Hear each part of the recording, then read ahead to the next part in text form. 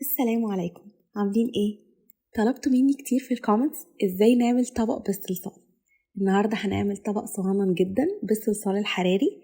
بس قبل ما نشوف الخطوات ما تنسوش تعملوا لايك وسبسكرايب للقناة، والكومنت كمان بيفرق معايا جدا. حضرنا ادواتنا ودرجة الصلصال الاوف وايت. بنعجن الصلصال كويس جدا جدا عشان ما يشققش مننا بعد التسوية. هنفرد الصلصال بالنشابة بسمك رفيع، مش رفيع قوي ومش تخين قوي. بعد الفرد بنجيب القطعات المدورة دي لو عندنا، ولو مش عندنا بأي حاجة مدورة من البيت. خطوة التقطيع فوق الاسترتش بالقطعة مهمة جدا لأنها بتخلي أطراف الدايرة اللي عملناها فيها كيرف رفيع صعب يحصل من غير الاسترتش. نجيب الخشب اللي انتوا شايفينها دي، ولو مش عندنا على أي حاجة واخدة الكيرف ده، وده عشان نخلي الطبق غويط لجوه.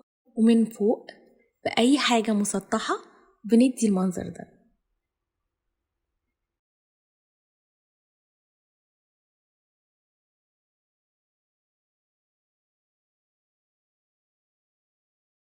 نعمل القاعدة بتاعت الطبق.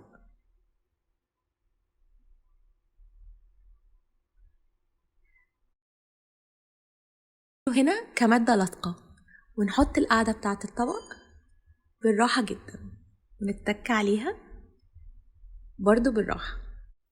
كده تقريبا الطبق بتاعنا جاهز للتسوية، بس أنا هعمله تاني قدامكم عشان لو في أي تفصيلة ما بانتش نبينها هنا أكتر. الباودر عشان الطبق ما يلزقش في القاعدة الخشب اللي عليه، وبنفس الطريقة هنسويه بإيدينا بالراحة، نحافظ على إن ما يبقاش فيه أي بصمات. بحاجة مسطحة نتك عليه من تحت ونحط القاعدة، وفي الفرن على درجة حرارة 130 لمدة ربع ساعة. بكده الأطباق تكون جاهزة وجا وقت الصنفرة. أنا بصنفر بمبرد الضوافر. أصنفر الأطراف بالراحة جدا بحيث إن هي تكون متساوية على قد ما أقدر. بأكد عليكم تاني بالراحة جدا جدا جدا. كده أطباقنا تكون جاهزة. لو الفيديو عجبكم ما تنسوش السبسكرايب واللايك والكومنت. أشوفك الفيديو الجاي.